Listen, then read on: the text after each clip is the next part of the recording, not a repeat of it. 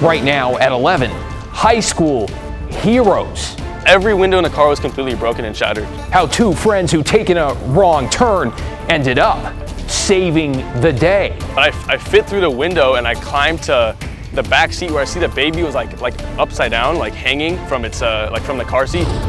Also tonight, it may look like a young bear, but it's closer to a weasel. The chances are really very low. Because it seems one rare in these parts wolverine spotted along the Columbia also turned up somewhere else. But first.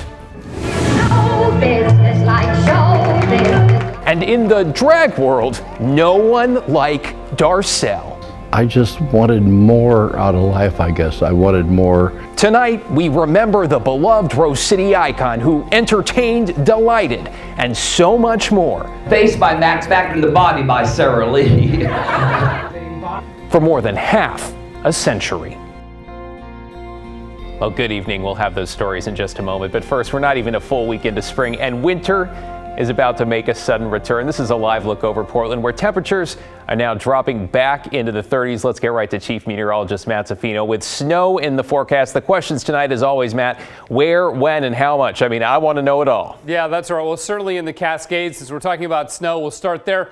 Up at Timberline, still snowing. It is 18 degrees. There's been 6 inches of new snow since last night. We will not look like that in Portland, but I think just about everybody will at least see a few snowflakes. Right now, most places still in the 40s. It's 39 in Scappoose. We're 39 downtown, but 42 for Vancouver, Troutdale, Portland, 40 in Aurora, and 40 over in Hillsborough. Got a 38 in Salem right now, and 37 in Tillamook, and lots of showers still pouring on shore. We're getting a break over the valley right now for the most part, but more coming in from the Coast Range, and that's how this is going to go. We're going to get surges of showers moving on in.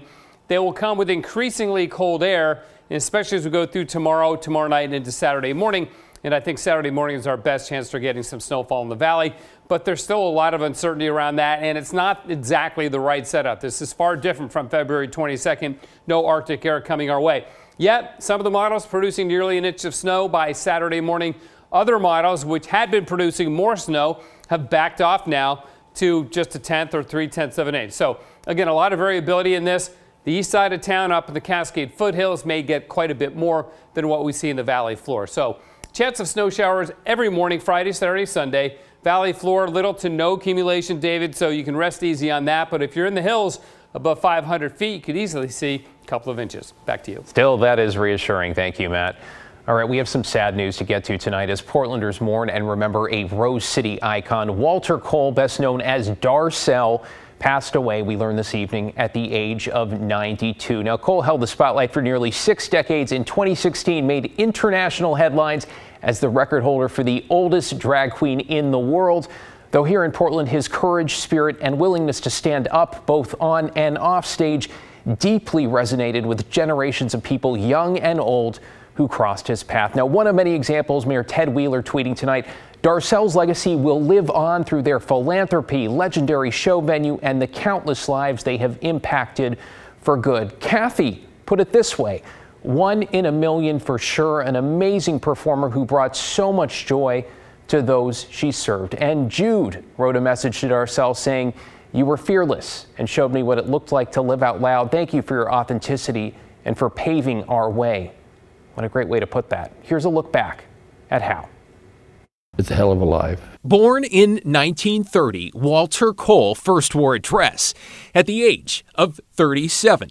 He would go on to embrace the persona of Darcel, his alter ego, he called her, and perform for more than 50 years. Show business like show business. In 2019, his life was turned into a musical called That's No Lady. KGW anchor at the time, Kathy Marshall, asked him about key moments from his life that just had to be included. I had to come in grips with who I am and that I was lying. And I told my wife that I was gay. After I told her, I met Roxy. If I hadn't met the two of them, there wouldn't be a Darcel. The highlight, I think, is exactly that. Be who you are. What allowed you to be who you are? What in your life made you say, I'm going to do this? That's a very good question, darling. I think wanting more.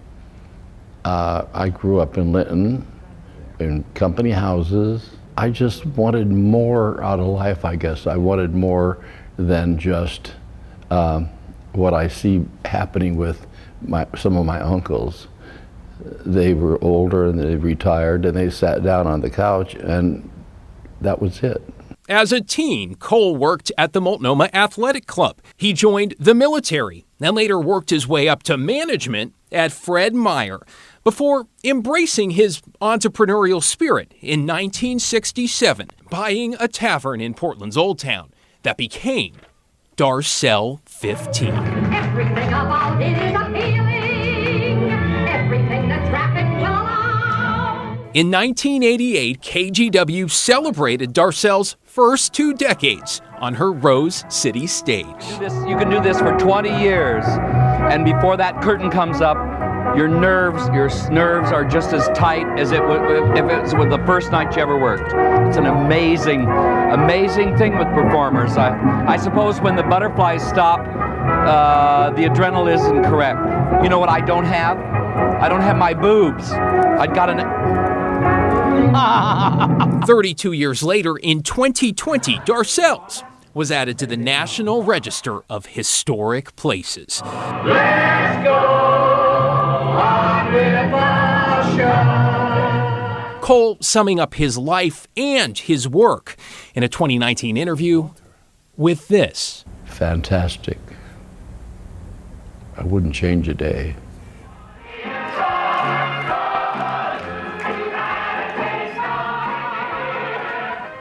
Wouldn't change a day. If only we could all aspire to that. Tonight, Darcel's club released a statement saying the shows will go on because it's what she would have wanted. It added details on a public memorial to remember Walter Cole, and as he put it all those years ago, his alter ego. Details will be announced as soon as a plan is in place. Walter Cole, Darcel, was 92 years young.